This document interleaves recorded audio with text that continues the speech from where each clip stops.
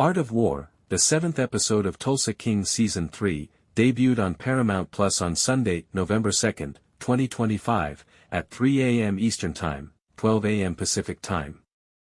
This 43-minute chapter, which is the penultimate one before the season finale, intensifies the suspense as Sylvester Stallone's character Dwight Manfredi deals with betrayals, pressure from the federal government, and internal crew strife. This episode immediately follows the startling revelation in Episode 6, Bubbles, where Dwight discovers that Bill Bevilaqua, Frank Grillo, is alive and in custody, not dead as previously thought, thanks to a cunning plan by Special Agent Musso, an unidentified recurring antagonist in Dwight's FBI's sights. Dwight is still in shock over the revelation from Episode 6 when the episode begins.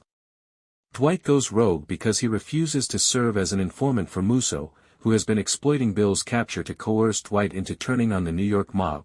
To plan a direct confrontation, he gathers his core crew, Mitch, Garrett Hedlund, Tyson, J. Will, Bodhi, Martin Starr, and Manny, an enlarged role for a supporting character, in a tense war room conference. Dwight's famous statement, "I'm done being the pawn in someone else's chess game," establishes the mood. After being exposed as the real mastermind behind Bill's staged abduction, which was planned to undermine Dwight's business from within, Musso ambushes Dwight at a neutral meeting location, an abandoned warehouse outside of Tulsa.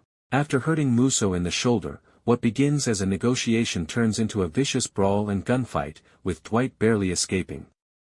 This scene, which combines Stallone's classic fighting with contemporary gunplay, is notable for its gritty, John Wick-esque choreography. As the fallout from Episode 6's gunfight, in which Armand appears to commit suicide following a botched hit, exposes weaknesses in the team, internal strife erupts. Tyson and Mitch argue over loyalty since Tyson is still sore from his strip club liaison with dancer Serenity in Episode 3, which unintentionally resulted in a leak regarding their bourbon stockpile. In a shocking turn of events, it is implied, but not verified, that Tyson may be the mole providing information to Jeremiah Dunmire and his son Cole, the Dixie Mafia pair who were previously introduced as rival bootleggers. In a scene set in a rain-soaked parking lot, Dwight confronts Tyson, resulting in a raw, emotional standoff in which Tyson confesses to protecting his own, a subliminal allusion to his sister's safety amid growing threats. By hacking Musso's phone and finding proof of the agent's wrongdoing connected to New York underworld payoffs, Bodhi, the tech whiz, redeems himself. In an attempt to maintain his position, Dwight gives Bodhi a larger portion of the distillery contract, which leads to a potential alliance change. Bill's brief return, not in person, but via a smuggled video message sent by a dishonest prison guard, serves as the episode's emotional center.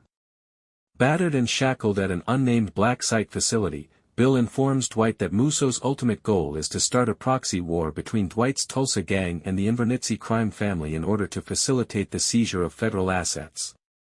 "Don't let them turn us into rats, brother," is a powerful plea from Bill that echoes their friendship from Season 1. Dwight's answer, a tragic subplot in which he sees his daughter Tina, an extended part for Amy Garcia, and confesses his worries of losing everything undermines his promise of vengeance.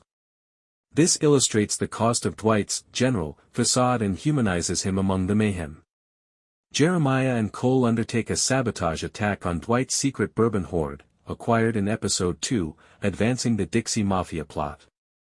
Cole's group almost succeeds in a dramatic heist scenario, but Manny's quick thinking, using a decoy truck, stops them. However, there are fatalities, including the murder of a junior crew member, which fuels Tyson's fury. Cleo, a member of the distillery family, unexpectedly teams up with Dwight, providing safety in return for insider information on local police enforcement.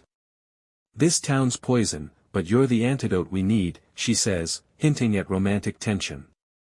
In keeping with the title, Dwight is shown studying Sun Tzu's The Art of War in a chilling flashback to his time in jail 25 years earlier. This motif is reiterated when he quotes, "All warfare is based on deception," before baiting Musso. It is revealed halfway through that Musso is more than simply a Fed-gone rogue. He is employed by Saulan Waltrip's surviving members from Season 2, weaving new and old foes into a web of deceit. As Dwight discovers that his exile to Tulsa was planned from the beginning, the stakes are raised. The episode ends on a shocking note. Dwight gets confronted by an unexpected sniper during his escape from the warehouse. It turns out to be Ray, the New York boss from Season 1, who unexpectedly arrived in Tulsa. As Dwight passes out from a grazing wound, Ray's menacing whisper, "Time to come home, General, or die here," leaves everything in suspense. Is Ray there to save or destroy? The mob vs. Fed confrontation in the finale is hinted at as the screen fades to dark on Dwight's bleeding face. Season 3's Art of War is a fast-paced change that combines intense action with character-driven betrayals that make Dwight's kingdom seem dangerously precarious. While the ensemble, especially Jay Will as Tyson, gets meteor arcs, Stallone's acting excels in more subdued scenes, such as his flashback to prison.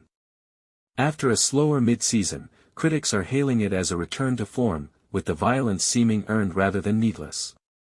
Fans are excited about the finale setup, and ratings on Rotten Tomatoes and IMDb are approximately 8.2/10. What were your thoughts on that Ray twist, if you're following along? There will be more Dwight drama because Season 4 has already been approved. Watch every episode on Paramount+.